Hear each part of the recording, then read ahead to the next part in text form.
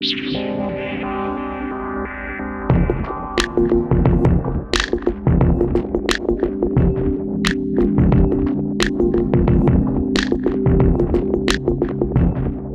gente, tudo bem? Aqui é o Leonardo do Mind the Headphone. E antes de a gente começar, só uma historiazinha rápida. Eu lembro que quando eu entrei nesse hobby de fone de ouvido, e eu considero a minha entrada quando eu comprei meu primeiro in-ear mais high-end, mais sofisticado, um Shure SE1530, eu me lembro que eu comprei esse fone na época, eu gostava muito dele, mas eu sentia de vez em quando que um pouco mais de grave seria interessante. E eu me lembro que estava começando o negócio de amplificadores e DACs portáteis, aliás, nem DAC na época, era só amplificador. E uma marca que estava surgindo era justamente a Fio. E aí eu lembro que ela tinha um modelo de amplificador portátil pequenininho que tinha um bass boost. Era um botãozinho que você ativava que aumentava a quantidade de grave dos fones, né? Como se fosse um equalizadorzinho ali, bem rudimentar. E eu me lembro que eu comprei esse amplificador, ele era muito baratinho, ele custava tipo, sei lá, 20, 30 dólares, um negócio desse. Ele era muito simples, assim, ele esteticamente ele era uma cópia do iPod Shuffle, do formato do iPod Shuffle, e era um negócio assim, muito vagabundo, assim, durou muito pouco tempo, se desmontou comigo, era um negócio assim, realmente muito simples. Só que ao longo dos anos, essa marca foi se aperfeiçoando muito e lançando produtos cada vez melhores, até se tornar a marca que é hoje, que, cara, dá pra dizer que é a referência no mercado em DAPs, ou seja, players portáteis e amplificadores e DACs portáteis também. Ela tem sistemas de mesa, mas é uma marca que realmente foi se tornando cada vez mais respeitada no hobby dos fones de ouvido. E eles têm também hoje em dia uma linha de fones. Eu nunca testei nenhum, mas um que eles lançaram há um pouco mais de um ano é o FH3, que é um in-ear universal, na casa aí dos seus 150 dólares, se não me engano, com um falante dinâmico por lado e duas armaduras balanceadas. É um fone que foi muito elogiado. Só que mais recentemente, seguindo essa onda de fazer fones em parceria com youtubers famosos, surgiu esse cara aqui, que é o FH3 Eclipse, que nada mais é do que um FH3 tunado pelo Crinacle.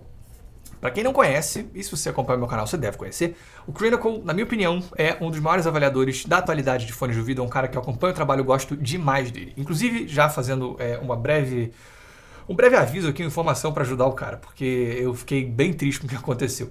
Ele criou um canal no YouTube há não tanto tempo e ele começou a explodir. Assim, ele chegou em 100 mil inscritos em, cara, papo de poucos meses. E ele perdeu o canal no YouTube dele agora. Por algum motivo ele perdeu acesso à conta do Google, então ele não consegue mais acessar, o que significa que ele teve que voltar a estaca zero, lançar um novo canal do zero. Então estou deixando na descrição o link para o canal dele. Se você já segue o Crinacle, fique sabendo do que aconteceu e agora passa a seguir ele no canal novo. E caso você não siga, eu recomendo que você siga, porque ele é muito, muito bom. Enfim. O Crinacle, ele já fez algumas colaborações, das quais eu gostei bastante. Então teve o Blessing 2 Dust, que eu já falei aqui no canal também. E mais recentemente o ZX Pro, né, ou KZ-CRN, que, como caso vocês não tenham visto a avaliação, e caso você não tenha visto a live aqui em cima, se tornou a minha referência de fone na casa dos R$200, o melhor fone que a KZ já fez até hoje. O ponto é que esses fones, tanto o Blessing 2 Dusk quanto o KZ-ZX Pro, são fones que são feitos para serem mais naturais, tá? Para ter uma tonalidade mais próxima de uma coisa um pouco mais neutra, um pouco mais natural. O Eclipse é diferente. O objetivo do Eclipse é ser um fone bass head, ou seja, é um fone para quem gosta de graves. É um fone que tem uma quantidade muito forte de graves. Custa na casa de seus 150 dólares. Ele foi enviado pelo próprio Crinacle, acho que em parceria com a Shenzhen Audio. Eu vou deixar o link na descrição caso você se interesse, tá? Mas ele é um in-ear de 150 dólares. Então, caso você queira, o link tá aqui embaixo na descrição. Mas vamos falar sobre ele. Bom, cara, fisicamente gostei muito. Ele vem nessa caixa que é super bonitinha, sabe? Enfim, caprichado. Só que o que eu mais gostei é o seguinte, ele vem com duas cases. Ele vem com essa case aqui, que é uma case rígida, muito bonitinha, né, inclusive, sabe, com esses padrões aqui, tipo estilo Pelican, né, então é uma case de plástico, mas extremamente resistente. E uma outra case, bem mais compacta, caso sua prioridade seja poder levar ele por aí. Vem com uma seleção enorme de ponteiras, tudo isso aqui é ponteira. Vem com uma ferramentinha para limpeza também. Mas eu adorei esse detalhe dele vir com duas cases, porque no final das contas acaba que é mais versátil, né? Tem horas que você vai querer um negócio pequenininho para você levar por aí, tem horas que você vai querer um negócio mais resistente, então ele já vem com as duas opções. E o fone é muito bem construído, cara, muito mesmo. O corpo dele é todo de metal, olha só. E é muito bonito, sabe? Tem esse formato aqui na frente, meio orgânico, meio diferente. É uma qualidade de construção muito boa, assim, é um produto que visivelmente é bem feito, bem construído, sabe? Super sólido, passa bastante segurança, gostei bastante dele. O cabo também é ótimo, sabe? Ele é MMCX, o que hoje em dia eu não curto mais tanto, mas, putz, é um cabo sabe, relativamente espesso, também, pô, com um conector, a pataca que é o conector, cara, mas sem ser inconveniente também. É muito legal, cara, muito caprichado. Em termos de conforto e encaixe, eu não tenho do que reclamar, muito pelo contrário. É um fone que, assim, é daqueles que você coloca e esquece, sabe? Tem um ótimo conforto, ótimo encaixe, ótimo isolamento. Dá pra você ficar por horas e esquecer que tá usando. Eu não tenho do que reclamar desse fone fisicamente, muito longe disso. Então, gostei muito dele nesse aspecto. Vamos pro som agora. Como eu já disse, o objetivo do FH3 não é ser um fone neutro, é ser um fone basshead com muito grave. Isso pode fazer com que você, possivelmente, né, e muitos audiófilos torçam o nariz e vão embora do vídeo. Mas não faz isso não, tá? Porque, em resumo, esse fone é sensacional. Pra mim, ele é muito mais do que simplesmente um fone basshead e, assim, sei lá, ele tem outros atributos, sabe, muito bons. E ele meio que tem, possivelmente não, certamente uma das melhores execuções de uma assinatura basshead que eu já vi até hoje. Então, vamos começar pelos graves, né, que são, obviamente, o foco aqui, o destaque. Os graves são altos, é claro, mas eu fiquei surpreso com o quanto eles não chegam a ser dominantes, o quanto eles não são meio que assim um foco total da apresentação, né? Ele é um fone que certamente pende para esse lado, tem graves muito fortes, muito presentes, muito pesados, mas ele tem outros atributos, né? Como eu falei, não é um fone que se resume ao desempenho nos graves. Essa não dominância dos graves também tem a ver com os médios, que são fantásticos, mas eu vou chegar lá mais para frente. Bom, o que eu acho? O Eclipse ele tem um boost muito bem feito nos graves e, como é de se esperar de um fone que foi tunado pelo Crinacle, ele tem aquele boost mais centrado nos subgraves, ou seja, ele é um fone que essa presença mais nos graves tão, assim, ela tá naquelas regiões muito baixas, muito subterrâneas. Então, assim, é aquela presença que eu gosto, porque você tem muita força, mas ela não, assim, ela te dá o impacto, a presença, o peso, mas sem fazer com que seja uma sonoridade que é pesada demais, que é maçuda demais. Assim, eu não acho que esse é um fone que é excessivamente maçudo, sabe? Tipo, e claustrofóbico, apesar de ter grave pra caramba. Assim, em termos de quantidade, você tem certamente mais graves do que, sei lá, no Moondrop Variations, no 7 Hz Timeless, por exemplo, mas é uma quantidade que é menor do que, bem menor do que o Audio Dream Motos, por exemplo, menor do que de um CCZ Plume, que foi um fone que eu já testei aqui também, era um fone bem basshead. Então eu até acho que vai ter gente que pode até achar que poderia ter mais graves, assim, né? Por exemplo, agora há pouco tempo eu testei aqui, trouxe aqui no canal, semana passada, o vídeo de dois JBLs baratinhos, cara, são fones que têm graves consideravelmente mais intensos do que os do Eclipse. Então eu sei que vai ter gente que vai querer ainda mais graves. Aqui é meio que tipo, é a visão audiófila de um fone basshead. Não me entenda mal, não é um fone tímido nos graves, muito pelo contrário. De novo, ele tem grave pra caramba, mas isso é muito bem feito. Isso tipo, ele não chega a ser exageradamente intenso, né? Aquele grave dominante que acaba com todo o resto da apresentação. Tipo, não é um beat solo de primeira geração que se resume a graves, não. Isso em partes vem justamente porque esse booster é muito bem colocado, né? Então ele é colocado naquela região que traz o chão, traz autoridade, mas não deixa a coisa cheia demais, né? Tipo, intensa demais nos graves, entendeu? Aquela coisa que tipo, você mal consegue respirar. Não é isso que ele faz, né? Realmente, assim, é uma presença boa. Em termos de, cara, aspectos técnicos dos graves, é claro que assim, não dá para você esperar a definição e a textura de um Etimotic R4 SR. Não é por aí, mas ele não faz feio. Ele tem uma definição nas baixas frequências que eu não esperava para um fone que tem essa quantidade de graves. Né? Você pega, por exemplo, uma gravação do nosso trio, por exemplo, cara, putz, o baixo do Ney Conceição, sabe? Você escuta bem o ronco dele, o boom do Kiko Freitas, é tudo muito bem colocado. De novo, muito forte, muito presente, mas meio que assim, ele não perde a compostura, entendeu? A extensão é ótima também, inclusive aquele desempenho, tipo, quanto mais grave, né, quanto mais para baixo, mais força ele tem. Então, assim, até tem situações que você fica, tipo, sei lá, que eu tava escutando alguma parada, tipo, mais eletrônica, assim, de repente surge um negócio que eu fico assim, que é isso, gente? De onde veio essa pancada, sabe? É meio por aí, entendeu?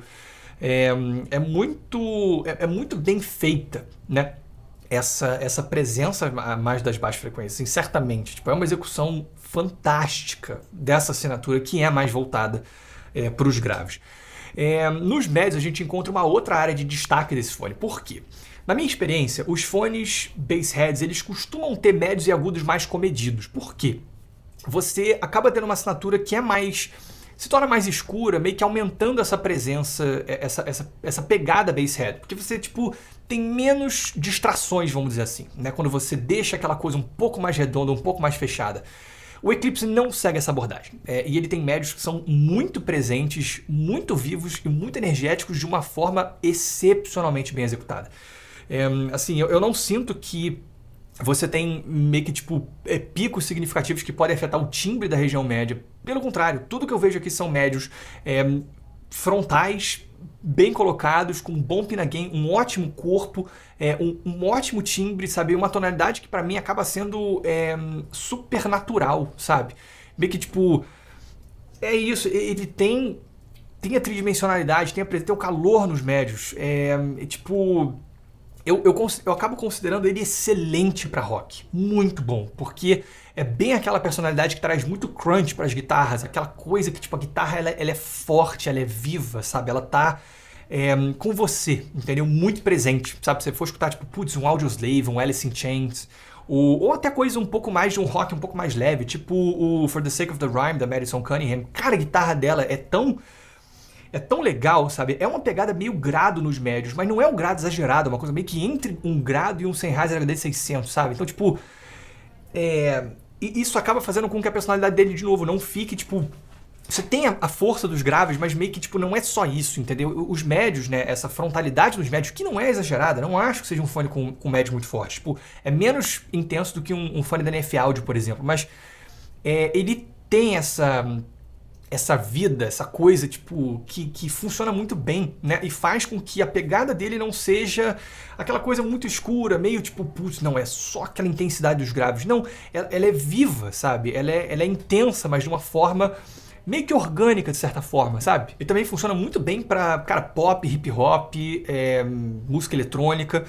Você pega, por exemplo, o novo álbum da Mo, por exemplo, assim, você tem graves que são muito fortes. Então tem algumas músicas que, tipo, cara, de repente surge aquele negócio subterrâneo que eu fico, gente, que é isso, cara, sabe? Tipo, é muito peso. Mas ao mesmo tempo você tem essa frontalidade das vozes, né? Você tem, tipo, a voz dela muito presente, com muito corpo, sabe? Muito, tipo, sei lá, tridimensional, entendeu? É sensacional, assim. Já nos agudos eu acho que ele é um pouco mais comedido. De novo, assim, esse não é um fone escuro, tá? Ele tem mais brilho do que um Triple Melee, por exemplo, mas assim, em relação aos médios e graves, ele é um fone que tem menos presença em frequências mais altas. Se você for prestar atenção, assim, são agudos de qualidade, sabe? Você tem um timbre legal, uma boa definição, um brilho interessante, uma boa... eles são físicos, assim, eles são legais, mas meio que não é uma área de destaque, entendeu? É tipo uma parada que tá ali. Sabe? Se você for olhar, vai ser legal, mas ela tá ali sem, meio que tipo, sem chamar atenção, sem ser um destaque desse fone. E falando em coisas que não são destaque nesse fone, eu acho que em termos de tecnicalidades ele não é impressionante, não. Não é um fone ruim, mas tipo, ele é melhor do que outros da categoria. Então se eu comparo ele, por exemplo, né, tecnicamente com o C-Audio Yumi, ainda que a tonalidade do Yumi seja muito mais natural, muito mais neutra, o Yumi ele é um pouco menos definido, sabe? Ele é mais lento. Aqui você tem uma velocidade mais interessante, parece ter um pouco mais de resolução também. Mas tipo, se você, sei lá, se eu pego até o Mold Up Aria, né, que é um fone mais barato, eu sinto que o Aria é mais transparente, espacial, ele tem mais arejamento, mais precisão no posicionamento dos instrumentos, né, tipo... em resolução, eu acho que eles são até... não sei se eu diria... são até comparáveis, entendeu? Eu até acho que o Aria é um fone que tem mais resolução. Tipo, não é que o FH3 seja embolado. Eu também não acho que ele é um fone embolado, que se confunde, não. De novo, ele consegue levar essa pegada de ser basshead com muita compostura. Mas ele também não é tão resoluto assim, sabe? Mas tudo bem, tipo... esse não é o objetivo dele, né? O objetivo do FH3 não é o seu fone mais técnico da categoria. O que me leva para a conclusão. O objetivo dele é ser o fone...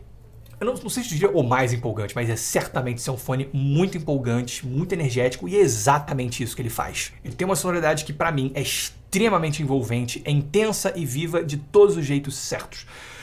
Só que ao mesmo tempo, cara, curiosamente não é uma sonoridade que eu considero cansativa, não é um fone fatigante. Ele, tipo, é muito fácil às vezes quando você tem esses fones, tipo, se ele fosse só um fone basshead, né, como eu falei, tipo um Triple Melee, como eu falo, né? Tipo, acaba que é uma sonoridade que é mais escura e muito agradável para audições mais longas, porque uma coisa um pouco mais brilhante, um pouco mais viva pode cansar. Aqui, eu acho que eles conseguiram trazer essa energia que o Meli tem muito menos, vamos dizer assim, né? Essa sonoridade muito viva, muito energética, mas de uma forma que eu não senti que cansa. E mais do que isso, que é bem... não deixa de ser natural, principalmente nos médios. Sabe o que ele me lembra, de certa forma? Um Casés S10 Pro, só que muito melhorado. É como se fosse um upgrade direto dele. Ainda que o ZX Pro tenha substituído para mim os S10 Pro, meio que assim, em vários aspectos, né? Meio que ele fez isso de uma forma mais natural. Tipo, ele segue um outro caminho, né? O ZX Pro é um fone muito mais natural. É um fone muito mais neutro em termos de tonalidade do que os S10 Pro. E aí eu acho que naquela faixa de preço, a gente não tinha ainda uma opção tão natural assim. Então o ZX Pro para mim ele se tornou um ponto meio fora da curva, né? Um fone que redefiniu a faixa de preço, como eu falei. Mas isso não quer dizer que os S10 Pro não tenha seu espaço. Tem muita gente, como eu falei naquela avaliação, né? Tem muita gente que quer uma coisa mais viva, mais energética, e vai achar o ZX Pro um fone sem graça, né? Eu vi variações assim. Então, se você é uma pessoa que está atrás de uma sonoridade justamente mais energética, mais viva, né? Mais intensa, cara, o Eclipse é um fone excepcional. Ele, para mim, como eu disse, né? Parece um upgrade direto dos S10 Pro, né? De um fone que tem uma pegada realmente muito intensa, muito viva, muito energética. Então, acaba que o FHE Eclipse, ele tira o T-Audio Legacy 3 da minha lista de recomendações. Ele se torna o fone que eu recomendo mais ou menos nessa faixa de preços. 800, 900, 900 e poucos reais. Obviamente, contanto que você esteja atrás de uma sonoridade assim. Mas ele é um fone excepcional que eu gostei muito. Não é a última palavra em naturalidade, em ter uma sonoridade neutra, mas se você quer uma sonoridade viva e empolgante, que vai, em muitas situações, realmente fazer você, cara, se mover com a música, ele é uma excelente escolha, tá? Muito recomendado. É isso, gente. Espero que vocês tenham gostado. Se vocês tiverem gostado, clique no botão de like. Se vocês tiverem gostado muito, se inscrevam no canal. Um grande abraço.